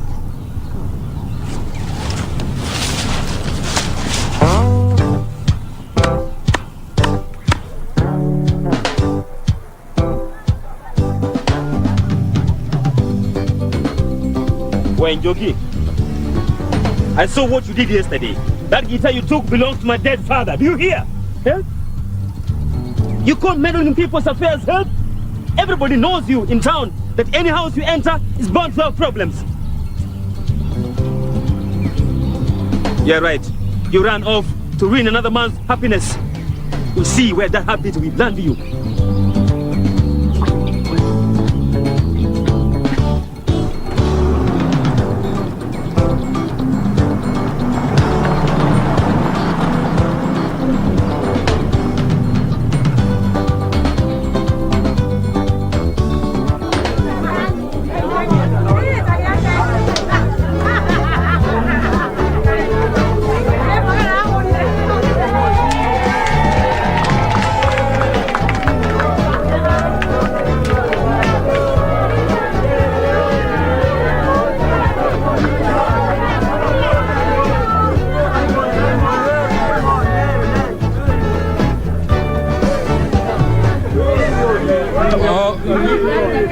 Oh, you have come to watch the star perform.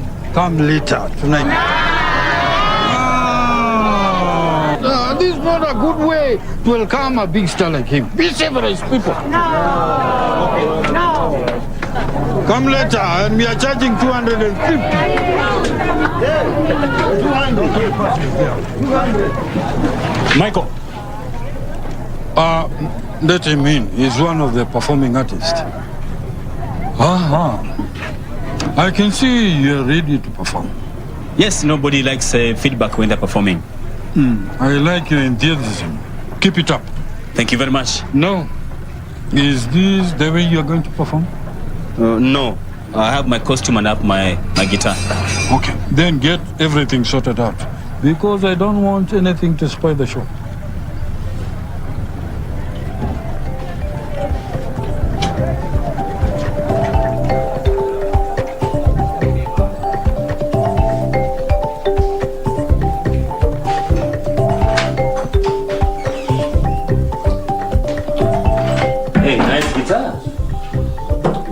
I used to have one like this, except it was a bit too old, but it sounded golden.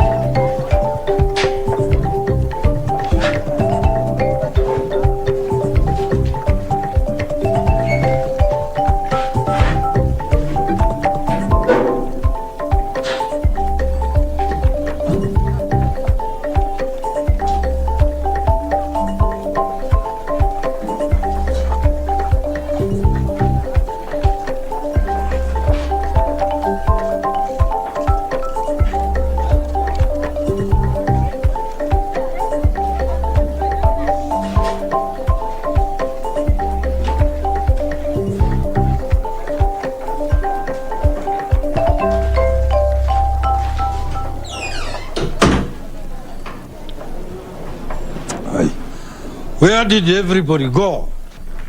I'm here. What do you mean you're here? You should be here, testing your equipment.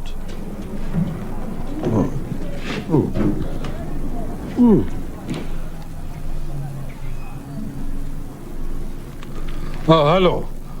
Msimo, I gave you an offer, you refused. Yeah, I'm sorry, I got someone to replace you. What are you doing with my guitar? Hey, easy, I'll show you easy, you. Calm down, calm down. Kimani? Yes? Come, there's someone I want you to meet.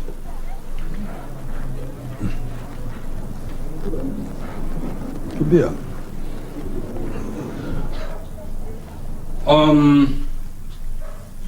I want to introduce you to our star of the night. Damian insists that he has to meet everyone who is going to perform tonight. Now, isn't that not professional? I'm very delighted to meet you, sir. Yeah. I've heard all your music. Your songs are very, very brave. I'm glad to hear it. So, how many songs are you going to perform tonight? How many would you like me to perform? It reminds me of myself when I was young. All fired up. I'd like to hear you sing. Nice guitar.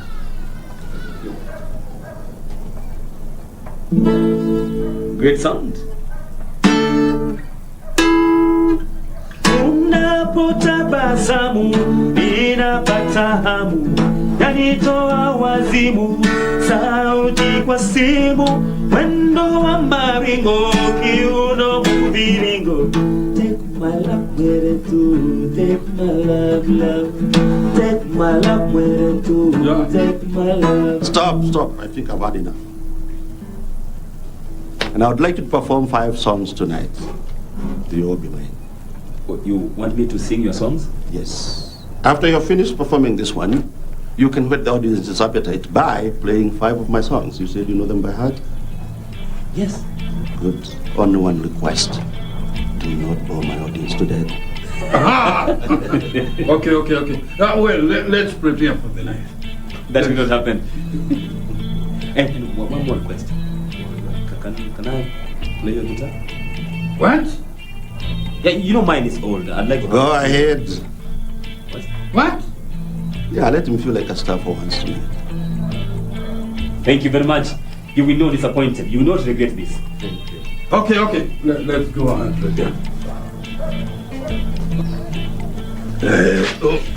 What Damian did not tell you, when you grow old, your body does not shake the way it used to be when you were young. Huh? You're doing him a favor.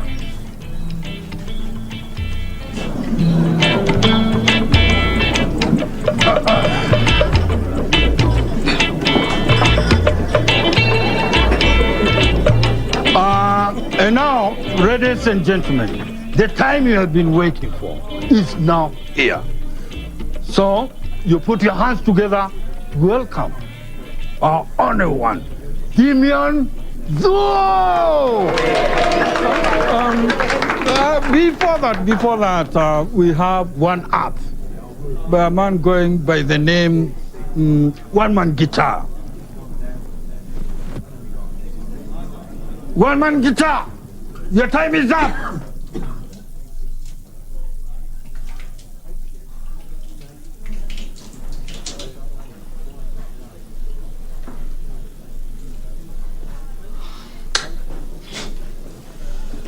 You. So where did you steal this guitar from? Wouldn't you like to know? Yeah, whatever, man.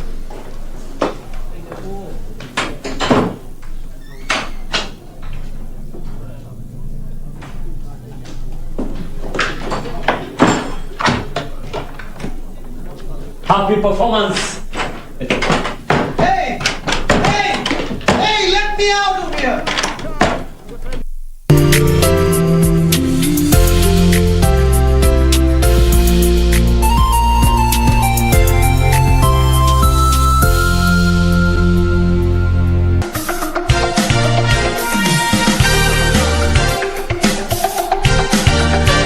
Hata kuna boys tulikuwa tunasoma naye primo, yeye aliachia class 6.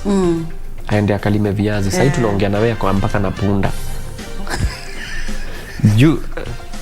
Kani unacheka? because 2020 sidhani tutaigonga rock bottom. Yeah. A lot of us sidhani tutaigonga rock bottom. Yani imefika place maka kanisa imefungwa. Wewe kutoka uzaliwa ushaisikia kanisa imefungwa. Babangu ni reverend, hajaikosa kwenda job. If 2020 is something to go by. Mi saa hii unachekia hata hii mwaka ikaisha kama sijatengeneza any profit. But I'm healthy. Tuko sawa, tuko bare minimum. I'll be so happy. Oi, nei nyajafa munene waita unyitete na tauro nengao. Hello, how are you? My name is Timothy Kimani, aka Cute Njugush. Usidhani ni mwana muziki yako hapa.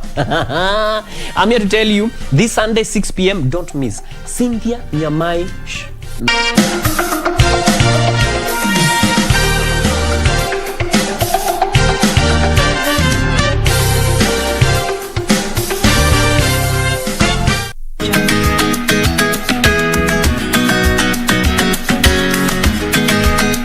Nikishapata kile ninachotaka kwa yule msichana, I swear mami utaenjoy. Bado ahadi yangu mimi na iko vile vile. Yusuf mtu wako yanipigia. Umeona? Kasimu basi mami nawe. Hatueleweki kushinda wala hatueleweki kushindwa. Sasa wewe hebu niambie, kesi tunashinda ama tunashindwa? Hii kesi na mwanangu tunakwambiaje tunatoboa? Mama, mimi kule kuna maswaiba zangu. Huwa wananiambia kila kitu.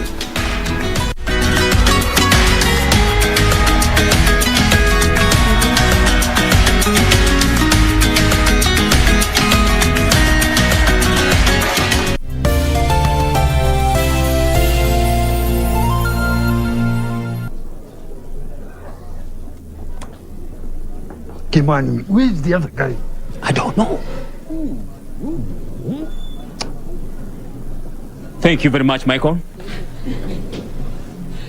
Now, everybody, is it tonight a great night? To the ladies who are here, if your man has brought you here, it's because he's trying to impress you. It doesn't matter if he's not taken you out ever since he married you. If your man has brought you out tonight, he's trying to make you happy. It doesn't matter if you're the one paying for it. And now, to the singles who are here, please join me in my song. It is called Mueretu. I composed it many years ago for a very special girl that I used to know, who unfortunately left me.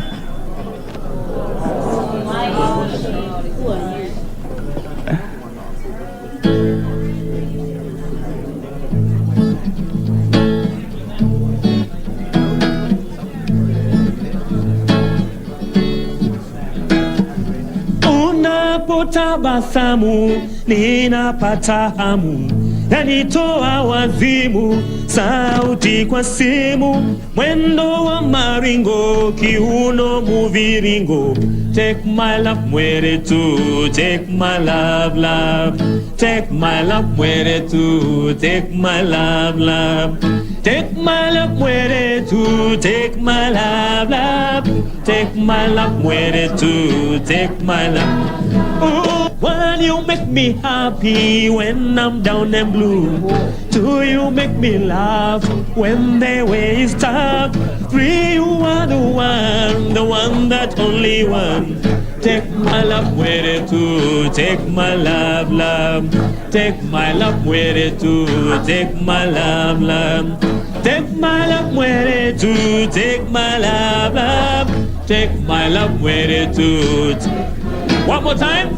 Take my love Mueretu, take my love, love. Take my love Mueretu, take my love, love. Take my love Mueretu, take my love, love. Take my love.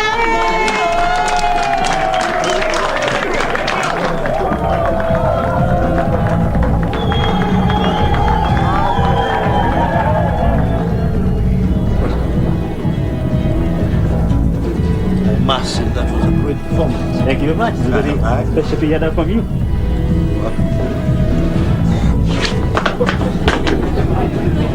Why you?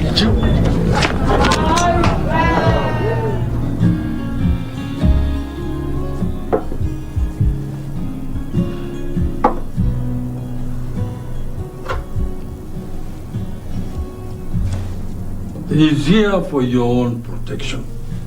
You're the one-man guitarist. You stole his stage name.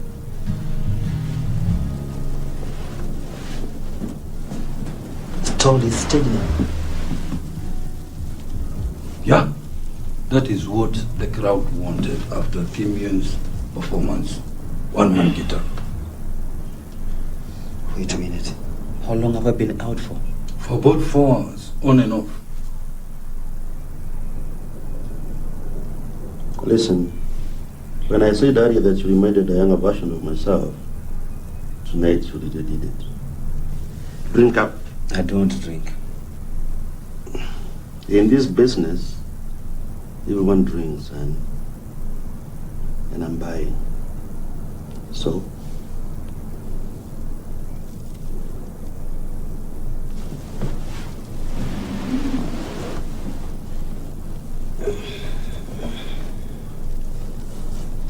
I have an offer for you. I'd like you to come to Nairobi with me. Are you serious?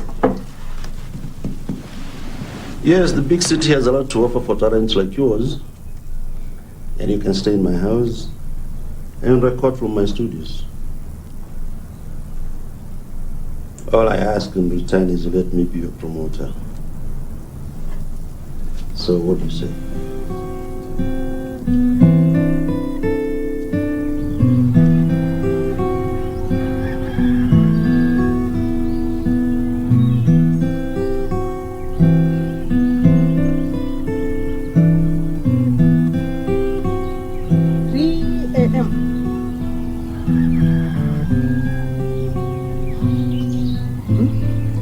Umeingia hapa saa 9 asubuhi. Sitaki ugomvi asubuhi mapema namna hii. Kwa nini? Ama ni kwa vile kichwa kinakuuma kutokana na huo ulevi wa jana usiku?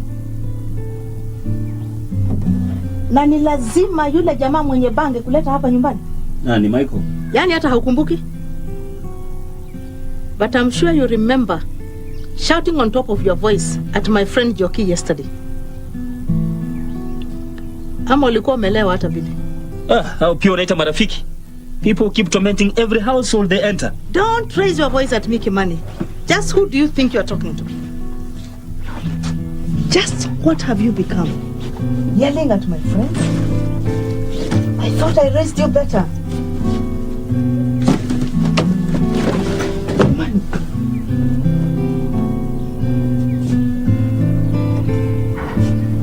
Where do you think you're running? Kimani, I'm talking to you. Hey, what happened to you? You are not the boy I raised. I'm going to Nairobi. What? Yes, I've decided to go to Nairobi. Oh, why? Nani amekufukuza hapa? No, this has got nothing to do with you. I've thought about it and I think it's about time I went after my dream. Are you sure about this? Positive? Is it about the guitar? Wait here.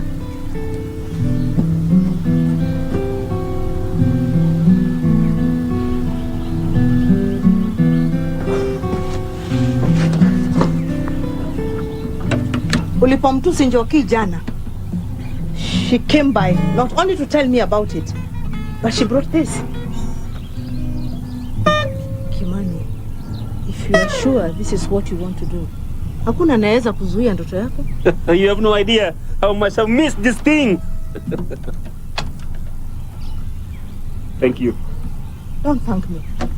Just because I've given the guitar back to you, sio kumaanisha nakubaliana na mienendo yako. Mienendo yangu? Please, don't turn out to be your father. Don't worry about me, Auntie. I'll be fine.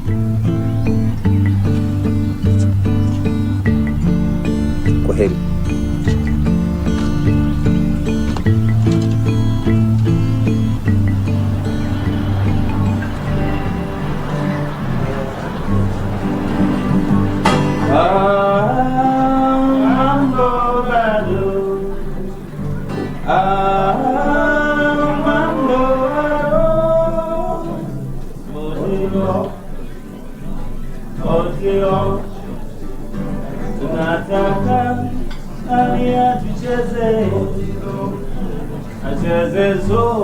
Tutaleta kikotilo. Tunataka nani atuimbie? Aibezo tutaleta kikotilo. Mambo bado. Mambo bado.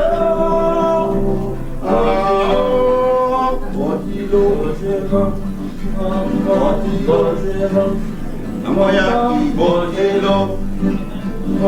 Botelo. Botelo. Botelo. Mambo bado. Botelo. Mambo bado. Botelo. Botelo. Botelo. Botelo.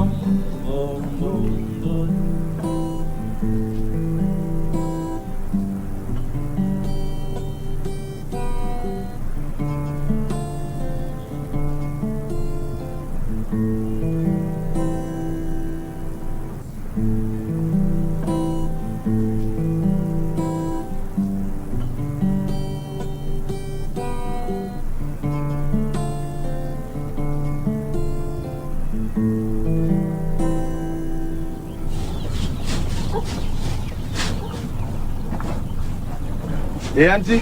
Morning, dear. Hey, morning. Yo kuingia.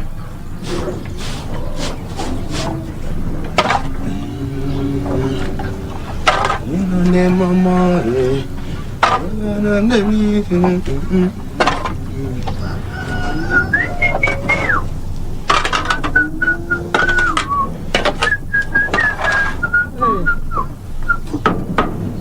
Hey, auntie. And how is the family? Wako sawa kabisa. Hata ule mdogo kidogo tu anze kukaa chini peke yake. Haya. I'm happy to hear that. Na wewe unaendelea aje? Nipo. Na umeongea na Kimani?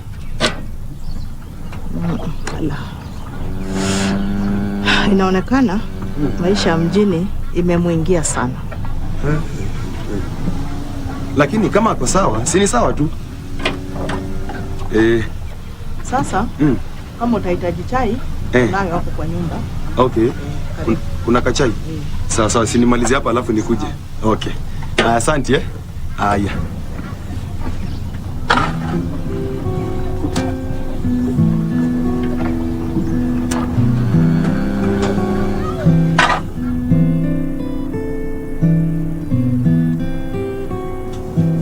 You're supposed to be in studio in 30 minutes. Are you listening to me?